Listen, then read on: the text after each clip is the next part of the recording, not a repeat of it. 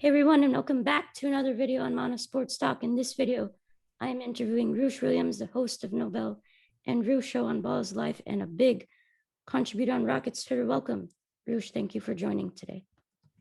Hey, Manav, thank you for having me. Happy to be here, man. What's going on? I'm doing great. Start off here. I just want to talk about. Seems pretty certain that the Rockets are getting Jalen Green at the number 2 overall pick. Is that what you're seeing on your side as well? That it seems to be almost like a guarantee that the Rockets will be getting him? If I had to guess and put money on it, I would say Jalen Green will be going to the Rockets at the number 2 pick. Anything else I think would be unforeseen at this point. I mean, there's a lot of noise from Detroit that, there's discord within the front office, and not discord, but just disagreements regarding who to select, especially after working Jalen Green out. Apparently, Jalen Green had a really good workout for Detroit. So maybe we see a surprise on draft night. But like I said, I think Evan Mobley's definitely out of the running given his recent comments and his recent not his recent comments, the recent sentiment from his camp that stating that he does not want to work out for the Rockets. So I think it's down to Green and Cunningham, and barring Detroit doing something unforeseen, I think Jalen Green will be the number 2 pick. So do you think there's actually like a chance that the Rockets could trade up to get that number 1 overall pick and select Cade Cunningham? I think there's a chance, yeah. I think general manager Rafael Stone has shown, and if we pay attention to his track record up to this point, then you can see and you can really tell that all options are on the table with him. So he's not precluding anything. So a trade up could happen. I don't think he's going to overpay for a trade up. Yeah. But I do think it's possible. All right. Have you actually talked to Jalen Green on your show by any chance? I have not talked to Jalen Green, no. I have talked to, the only draft prospects I've talked to have been Trey Murphy out of Virginia and Ayo Dosunmu out of Illinois. All right. Is there something about Jalen Green that, some Rockets fans should know about, like some ability or trait that, we really haven't talked too much about? Like, his great scoring averages 18 points per game in the G League, and great shooting, and he has springs in his legs, a dunker. But what is something about Jalen Green, an ability that he could improve, or something that Rockets fans should really look out for besides the shooting and a dunking ability? Yeah, so I guess you asked 2 questions, right? The first question is, what's a trait that we haven't talked about much to look, or a trait to look out for? And question 2 is, what's something he can improve? So I'll answer those sequentially. So number 1, something to look out for. I mean, I think it's been talked about quite a bit, so I don't think it's new information, but it is something that intrigues me, and it's simply his desire and his hunger to be better. Believe it or not, a lot of guys at this level of professional basketball, the NBA, right, the pinnacle of professional basketball, kind of treat it like a 9 to 5, like once they get there, they're content. Yeah. They're human beings at the end of the day, so I can't blame people with that mindset. But what separates the greats, aside from having the innate ability to be great, is the desire and the mentality to want to be great. And Jalen Green very clearly possesses that, or at the very least, he has been very clear that he thinks he possesses that. And so that's really refreshing, hearing him say he wants to be, he's pretty ambitious. So he said he wants to be rookie of the year, wants to be like an all team defender. Will those things happen? I don't know, but that trait is nice to see. And also an underrated thing is he seems to have an apparent desire to play with Kevin Porter Jr. And so I think that's really important. I don't want to draft based on fit, but when you have 2 extremely talented guys that are as young as they are who want to grow together, it's pretty special. And then what he can improve, I think there's 2 areas of his game that we'll hopefully see growth in, assuming he is a Houston Rocket. One of those is on the defensive side of the basketball, on the defensive side of the ball, right? We want to see him kind of become that defender. There are times where his awareness goes out the window. There are times where he seems a little aloof. And so you want to see him locked in and focused, because a lot of defense, he has the athletic tools to be a great defender. A lot of defense is high basketball IQ, communication with your teammates, and simply awareness, just knowing where people are on the court, knowing what their strengths and weaknesses are, and knowing, your assignment within the coverage to best take away what the offense wants to do. And then another area that I see that he could improve is in the pick and roll. We've seen all the highlights. He looks like a very lethal and potentially deadly scorer. Yeah. Looks like he could be one of the better scorers we've seen in a long time. So if he's able to couple that ability with the ability to pick teams apart on the pick and roll, find the corner, make a skip pass, make a pocket pass, throw the alley oop, excuse me, and really just understand how to dissect teams at that level off the pick and roll, passing the basketball, sky's the limit. Yeah, definitely. Do you think him and Kevin Porter Jr., do you think they can, be the future of the league in the backcourt? Do you think they can become like a really strong duo together, something that the league should really watch out for? Do I think they can? Yes. Yeah. Okay. Yes. Nothing's ever guaranteed, but I think they've got about as good of a shot as we've seen in a long time. Kevin Porter Jr. just turned 21. Yeah. Jalen Green is 19. It looks like Kevin Porter Jr. might have grown an inch or two. He's Yeah, listed at that's 6'4", crazy. Yeah, right? But he's listed at 6'4", but he looks like 6'5" or 6'6". I know. Yeah. Jalen Green is about, I think, 6'5", 6'6". So they've got like the size, they've got tremendous athleticism, and they've got tremendous ability. So if they really hone in, and if the Rockets coaching staff and development personnel are able to really develop those guys, then like I said, sky's the limit, man. It could be a lot of fun in the Yeah, backcourt in Houston. definitely. Now moving on to like the number 23 and number 24 overall picks, who do you see like the best chance at the Rockets getting at 23 and 24? Who do you think they're going to get realistically? You know, so I've been zeroed in on Trey Murphy. I just love Trey Murphy's game, and I love what I think Trey Murphy can bring to the table. Quintessential 3-and-D wing, and I think he's got a little more in him as far as attacking closeouts and some occasional creation ability off the dribble. I don't think he's going to be there at 23, though. I think he'll creep Yeah. into the lottery or the late lottery or maybe just after the lottery, mid-first round. But honestly, man, my answer, I haven't spent a lot of time going through who the Rockets could, should, or might get at 23 and 24, because I honestly think one of those picks, if not both of those picks, will be packaged. I think at least one of them will be traded. Okay.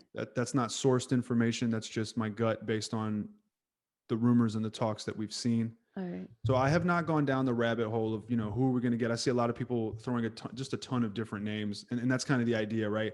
Anyone could be available. We really have no idea. Yeah. So I think it's somewhat of a futile exercise to kind of go down that rabbit hole. I think one of those picks will be traded, and then whoever the other guy is will be more of like a developmental type, player. I see a lot of people saying Bones, Sharif Cooper, Jalen Johnson, whatever, I don't know. But yeah, I do think one of them is going to be traded. So I'm more interested in what that trade will entail. So you think JT Thor would be somebody you might think of getting at, number 24 maybe? As a Yeah, developmental? it's possible, and if he's there, then yeah, definitely. All right. But excuse me. But like I said, like between picks 2 and 23, it's going to be there's going to be a long like a window of time, and it's been a long time since Rockets fans have really cared about the draft to the extent, I know. We're sitting there like waiting for pick number Yeah. 23, right? So by the time we're going to be so excited when we get number 2 and the Mhm. selection is made. And then I bet we're throughout the night, I'm guessing we're going to hear rumblings of, the Rockets are trying to trade up, or we might already see the trade happen before the draft even starts with the 23rd pick. Or they could package the 23rd pick to move up to 1. Like anything's possible. Yeah, really. So. Yeah. All right. So now do you think they could trade up to get somebody like a Corey Gispert or like Trey Mann? Do you think that would be possible? Yeah, it's possible. I mean, we heard the rumors of, packaging Eric Gordon in the 23 to get like the 13, for example, right? We hear New Orleans just traded the 10th pick to Memphis, and we hear that Memphis may or may not be willing to hold on to that pick. We hear New Orleans may not be willing to hold on to the 17th pick. If I have that right, hopefully I'm pretty sure that was part of the trade. Mm-hmm. So is it possible? Absolutely. But like I said, all that stuff is speculation. It's all up in the air. And I personally don't spend my time, thinking of like the dream fantasy trade scenarios, because It's You'll just not find out. likely. We'll, Yeah. we'll see what happens tomorrow, and maybe I'm wrong. But usually, all the chatter and the guessing that we do on Twitter and on the message boards and online, usually like maybe 1.5% of it actually comes to fruition. So So now I was really high on Chris Duarte. I don't really see many people talking too much about him from Oregon. He's a really, to me, he's a solid two-way player, 6'6", strong defender, and a good three-point shooter. He shot 42% from three and 17 points per game.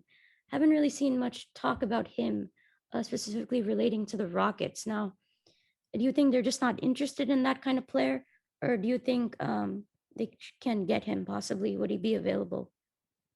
So are they interested?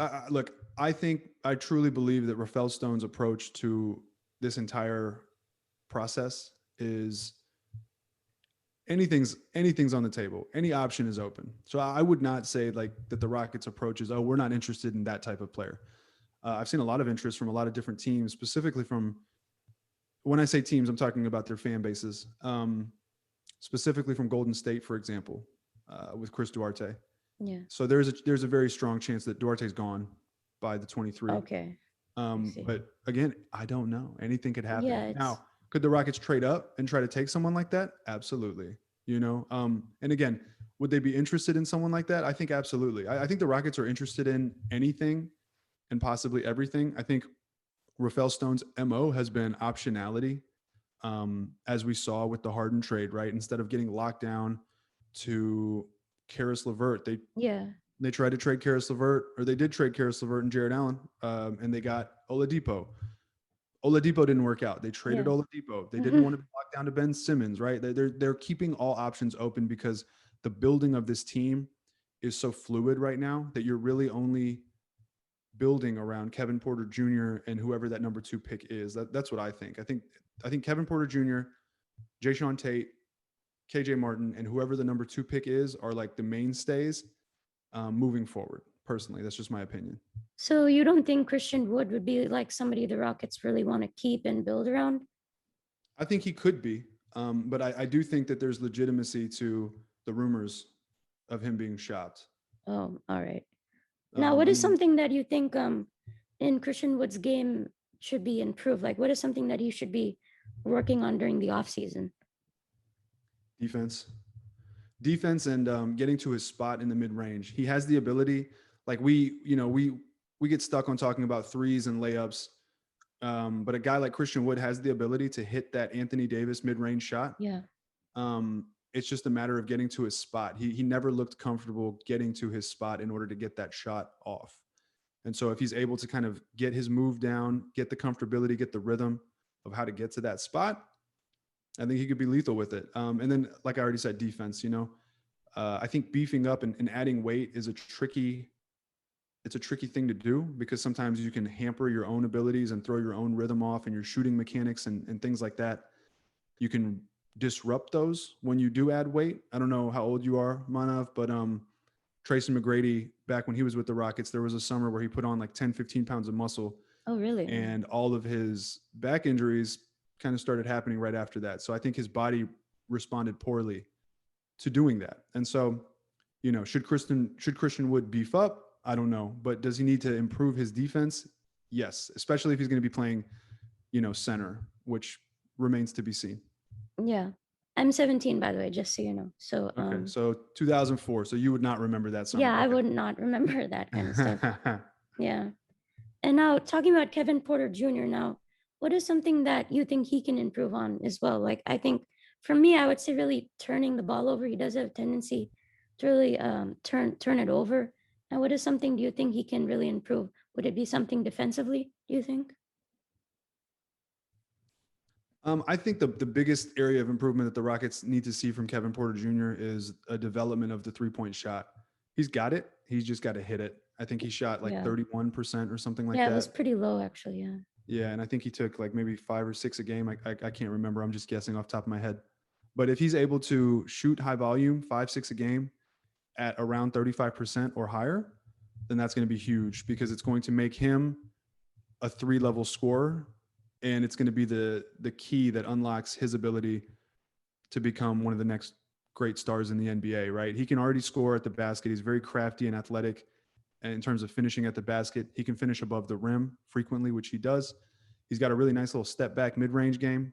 So if he could just add that icing on the cake of being a guy that you can't back off of at the 3 point line, sky's the limit. And like you said, limiting turnovers, but I think that will come with more flow and more familiarity with the offense and with his teammates, right? Because the roster last season had so much overturn, Yeah. and Kevin Porter Jr. kind of came in the middle of that to begin with. So there was really never a chance to kind of get that rhythm. And also, it's going to depend on John Wall.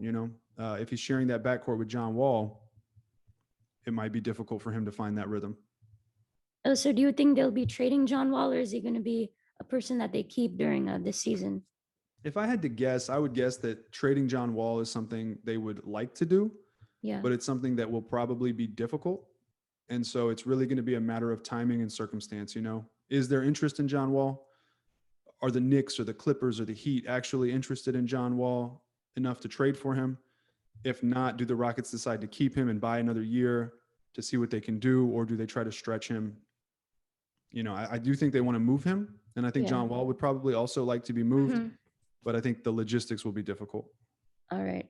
Now this is really hypothetical, really far out, but do you think the Rockets have a shot at, getting into the play-in tournament, maybe at a number 10 seed, possibly? Do you think that's like a realistic chance with Jalen Green and KPJ in the backcourt? If everyone's healthy and Christian Wood's playing and on the team, and John Wall and Kevin Porter Jr. have found a way to coexist in a way that produces good basketball, I think it's possible. I wouldn't bet on it, but Yeah. I don't think it's like no way, zero chance. Hmm. Um, but I don't think it's going to happen personally. Okay. But it could happen, but it's really not to the Rockets' benefit. Look, as much as we want the Rockets to get back on track and, get back to winning, next year's draft pick is going to be huge because the Rockets have full control of it, full control of it. And so they could get another lottery pick, and it's supposed to be Mm. another deep draft, or at least a draft with good high end talent, right? So, Yeah.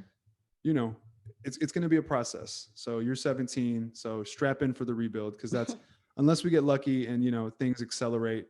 If they trade up for Cade and they trade John Wall and they get like a haul in return, who knows? Yeah. Anything could happen. But my money would be bet on another rebuilding type year this season. So you think it's going to be like maybe like a 3, 4 year process where they really gather, a bunch of players and, are set for like a deep run, in the future, like maybe like 5 years from now, maybe?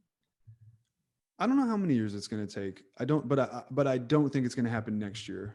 Yeah, I think And that's that's, also why I think that moving Christian Wood is a really legitimate option, because by the time that they expect it to happen, Christian Wood will be due for a max deal, and maybe there's another player who they would rather give that money to, or it would make more sense to give that money to. And so in the meantime, you would want to extract value for Christian Wood while his value is at its highest, for example. So I think it'll take at least a couple years, at the all very right. least, before the Rockets are back to being serious. But if I had to guess, I'd say 2 to 4. All right. Okay. Well, that was really my last question. So thank you for joining, Roosh. I really appreciate it. Means a lot. Hey man, thanks for having me. Glad I could join, and keep doing what you do, buddy. Yeah. Thank you so much. Thank you for joining. All right. Bye bye.